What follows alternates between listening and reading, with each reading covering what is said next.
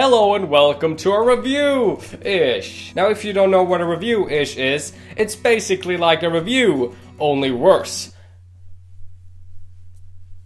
Yeah.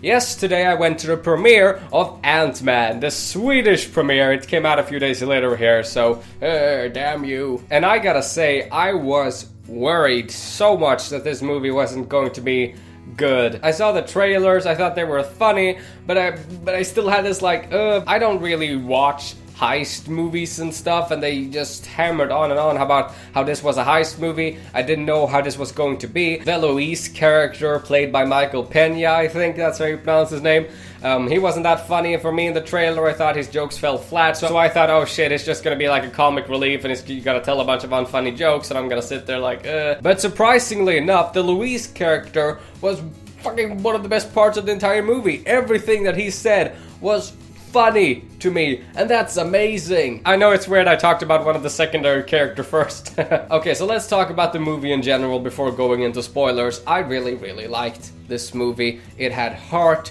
it had some, you know, sad dramatic parts, it had comedy. It's definitely a Marvel movie. It's the 12th movie in the Marvel Cinematic Universe, and even I now start to feel a bit tired. So it was really welcoming that this movie came in after Avengers Age of Ultron, because the focus on the action, the whole entire world, lifting up an entire city, and it gets to a point where you're just sitting there like completely numb to all the action because you know none of these heroes are going to die.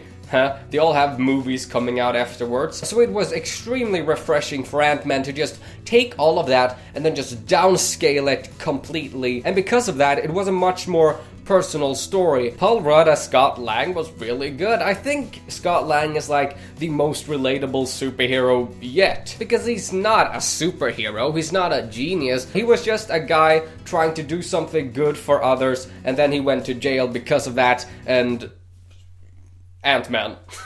Michael Douglas as Hank Pym, really good. This might be a small spoiler, so be aware, skip like 20-30 seconds. Evangeline Lilly as Hope Van Dyne, really good. I loved how they almost made fun of this, oh, why can't a female superhero happen? Because already from the get-go, she is better than Scott Lang. She is ready to be Ant-Man, but she can't. Hank Pym won't let her. Even the kid who played Cassie, holy shit, she was really good. Like, that was like a child actress who I didn't hate, and that's like a miracle. I saw it in 3D, and it's not like shit like flying at you, but they play up this whole, you know, depths, like, oh, look at how big everything is. So that was it for the non-spoiler part. I'm not gonna give it a score because that's not what I do, I just talk about shit. Had this movie come out like after Avengers 1, I probably wouldn't have liked it as much as now, so it definitely came out in a perfect window of time. I'm now going to talk about spoilers, and this is basically just what I can remember off the top of my head, so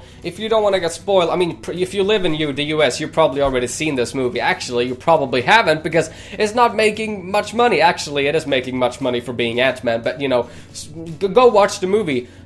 Everybody's saying that it's a flop, but it's not. Come on, it's fucking Ant-Man. I, like many, got spoiled that Falcon was gonna be in this movie. Thanks a lot, Marvel. What the fuck? Releasing a TV spot with Falcon at your fucking thumbnail? So I knew that he was gonna be in the movie. I did not know that the entire new Avengers facility was gonna be in the movie. That was such like a jaw-dropping moment, like Hank Pym looking at the old Stark building, then quickly pan over and it's fucking Avengers. I was like, fuck! Another, you know, expected moment was right at the beginning when we see Howard Stark as a white-haired old man, and we see Haley Atwell as Agent Carter, and I freaking love Peggy Carter, so just seeing her there, just for like 30 seconds, I was like, yes, she's already gone. That young Hank Pym though, damn those CG effects, man. There are like two sad moments in this movie, one of those being Hank Pym as Ant-Man trying to stop a rocket,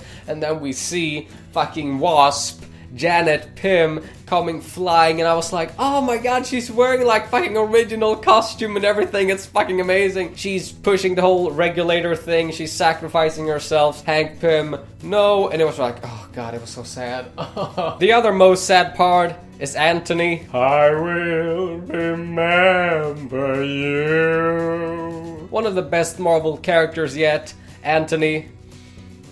You live amongst the legends. Let's quickly talk about Darren Cross. Right from the beginning, I was like, oh, okay, so he's obviously a villain. It's quite obvious based from the trailers, of course, because right there at the beginning, you can just feel the villainous from him. And they try and explain it later as, oh, his experiments and, you know, stuff, it's messing with his mind. And there was that moment when fucking Hydra was there, trying to shoot Hank Pym, and Darren Cross says, no, wait. And you can sense like a real almost panic in his voice. So I was like, oh, maybe, they're gonna layer him, But then he points the gun like at Hank Pym, and that moment was completely ruined. I was like, oh, come on. Because it would have been better if he didn't really want to do that, but you know, but hey, that's Marvel villains. Let's talk about the end credit scenes.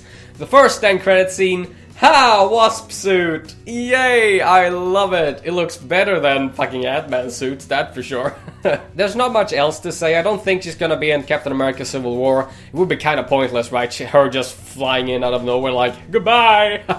The other end credit scene, Falcon, Captain America, and the Winter Soldier, Bucky! Bucky seems to be stuck in some kind of trap, and they're basically going like, who we're gonna call? And Falcon goes, I know a guy. I'm guessing that Bucky has probably done something that he shouldn't have, because they are saying they can't call Stark, and that's like, shit.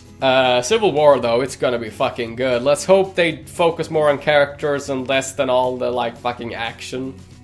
Marvel. Goodbye. Oh yeah, I love the heist aspect. I love the other characters as well. They were all very good. Everything was very good. I'm gonna see it again in the weekend, and it was good. Goodbye.